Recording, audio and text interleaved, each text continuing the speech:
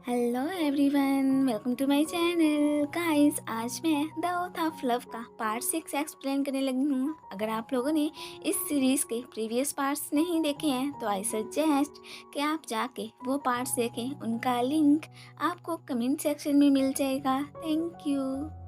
Dad doctor गू से यूं घर रेंट पर लेने का रीज़न पूछ रहे होते हैं और साथ में वो उसे यूं घर से मूव करने से भी मना करते हैं। डॉक्टर गू के वहाँ ना आने पर एजेंट तो उनके साथ होने वाली डील को कैंसिल कर देता है। जी श्याओ तो उसे ये सब कैंसिल ना करने के लिए मनाने की ट्राई करने लगती है। उधर डॉक्टर गू तो अपने डैड को उससे किए गए सवालों का कोई खास रिस्पॉन्स नहीं देता और फिर उन्हें बाय कहकर वहाँ से चला जाता है। जब तक वो जी श्याओ के पास पहुँचता है तब तक तो उनकी डील कैंसिल हो चुकी होती है। इस बात के लिए जी श्याओ उससे अपोलोजाइज करने लगती है, बट डॉक्टर गु उसे यूं सॉरी बोलने से मना करता है और खुद उससे अपोलोजाइज करते हैं कि एक्चुअली में ये सब मेरे लेट आने की वजह से ही हुआ है। फिर वो उसे खाना खिलाने एक रेस्टोरेंट पर लेकर आता है। अब यहाँ पर वो तो खाने में भी नुक्स निकालने लगता है। आखिर को वो डॉक्टर था, इसलिए खाने पीने में थोड़ी एहतियात करता था। तो जी श्याओ तो फिर उसकी आइज़ क्लोज करके उसे खाना खिलाती है। सो जो खाना उसे पहले अच्छा नहीं लग रहा था वो अब उसे बहुत ही डिलीशियस लगने लगता है। फिर बाद में घर आकर वो डॉक्टर गू को ये मैसेज भी कर देती है कि घर ना मिलने पर परेशान ना होना, मैं स्टिल आपके साथ अपार्टमेंट ढूंढने में आपकी हेल्प करूंगी। अब तो वो फिर से अपने रूम में उसे इमेजिन करने लगती है और फिर खुद ही खुद को उसके ख्यालात से बाहर निकालने की ट्राई भी करने लगती है। डॉक्टर गू भी अब हॉस्पिटल आ गया होता है और वो जब जी श्याओ का मैसेज रीड करता है तो तब वो स्माइल करने लगता है। नेक्स्ट डे जी श्याओ को मॉम डैड के थ्रू पता चलता है कि उनके पड़ोस में रहने वाली एक आंटी अब दूसरे सिटी में शिफ्ट हो रही हैं। ये सब सुनकर उसे फिर एक आइडिया आता है। वो फिर आंटी के घर पहुंची होती है। उनका सारा अपार्टमेंट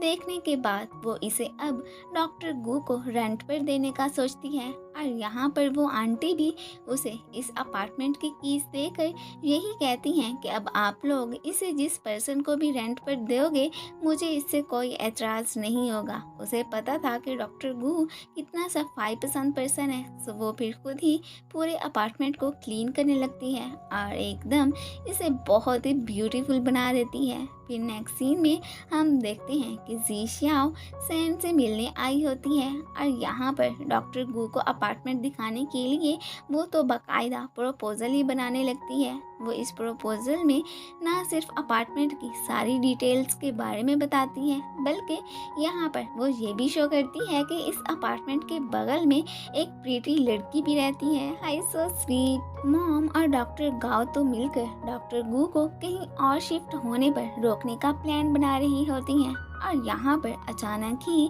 डॉक्टर गाओ को एक आइडिया आता है। वो फिर एक एजेंट से डॉक्टर गू को कॉल करवाती है और यहाँ पर वो एजेंट इसे कहते हैं कि मुझे मेरे साथी से पता चला है कि आपको अपने लिए एक अपार्टमेंट चाहिए, सो मेरी नज़र में आपके लिए एक प्लेस है। दूसरी तरफ हम देखते हैं कि एक साथ में वर्क करते करते गू श्याओ और सैन की अब काफ़ी अंडरस्टैंडिंग भी हो गई होती है और यहाँ पर ये दोनों तो एक दूसरे के साथ बहुत मस्ती भी करते हैं और मौका का फ़ायदा उठाकर गू श्याओ तो सैन को किस भी कर लेता है। अपार्टमेंट के बारे में बताने के लिए जी श्याओ डॉक्टर गू को कॉल करती है, बट उस वक्त वो सोया होता है तो आगे से डॉक्टर डू उसकी कॉल पिक करता है। तो जी श्याओ उसे फिर अपार्टमेंट वगैरह की बात नहीं करती। नेक्स्ट मॉर्निंग डॉक्टर गू अपार्टमेंट को देखने आ गया होता है। जी श्याओ तो अपना प्रपोजल लेकर डॉक्टर गू से मिलने हॉस्पिटल आई होती है और यहाँ पर डॉक्टर गाओ तो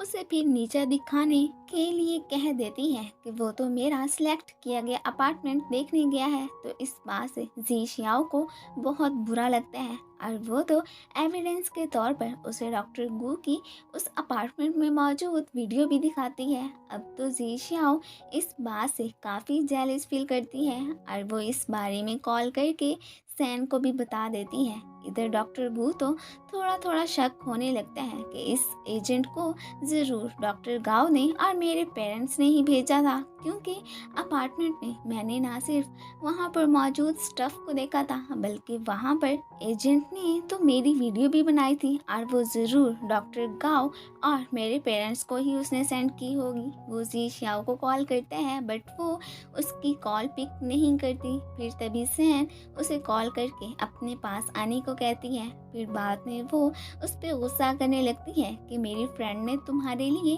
बाकायदा एक अपार्टमेंट का प्रपोजल भी तैयार किया था और तुम कहीं और अपार्टमेंट देखने चले गए। इस बात से वो काफ़ी शॉक होता है, क्योंकि जाहिर है अब उसे जी शियाओ के प्रपोजल का थोड़ी ही ना पता था। एजेंट साहब डॉक्टर गाओ को जब ये बताता है कि डॉक्टर गू ने उनके सिलेक्ट किए गए अपार्टमेंट को रिजेक्ट कर दिया है तो वो इस बात से सैड हो जाती है। जी शियाओ नेक्स्ट मॉर्निंग जब अपने बगल वाले अपार्टमेंट में डॉक्टर गू को खड़ा देखती है तो वो काफ़ी सरप्राइज होती है एंड फिर मॉम से पूछने पर उसे पता चलता है कि डॉक्टर गू को ये अपार्टमेंट मैंने ही रेंट पे दिया है। तो वो अब फिर खुश होकर उससे मिलने भी जाती है। फिर बाद में मॉम डॉक्टर गू को रात को अपने साथ डिनर करने के लिए इनवाइट करती हैं। फिर नेक्स्ट सीन में हम देखते हैं कि वो इनके घर खाना खाने आ गया होता है और यहाँ पर जी शियाओ और डॉक्टर गू चोरी चोरी एक दूसरे को देखने भी लगते हैं। फिर मॉम जी शियाओ को डॉक्टर गू को सारा एरिया दिखाने के लिए कहती हैं और आज डॉक्टर गू के होते हुए वो तो बड़ी तमीज़ से खाना भी खा रही होती है। इस बात से उसके पेरेंट्स काफ़ी सरप्राइज होते हैं। फिर बाद में वो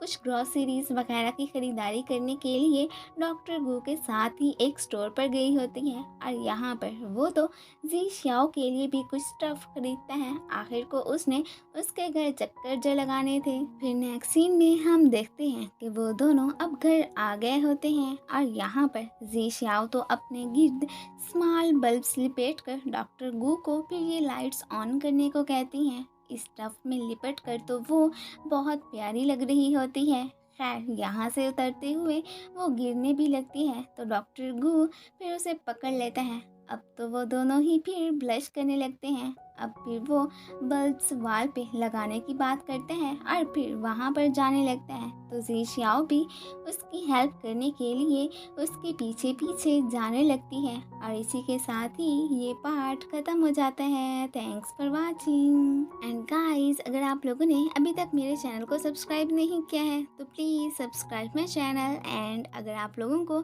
मेरी वीडियो अच्छी लगती है तो प्लीज़ इसे लाइक शेयर एंड कमेंट भी कर दिया करें। Thank you.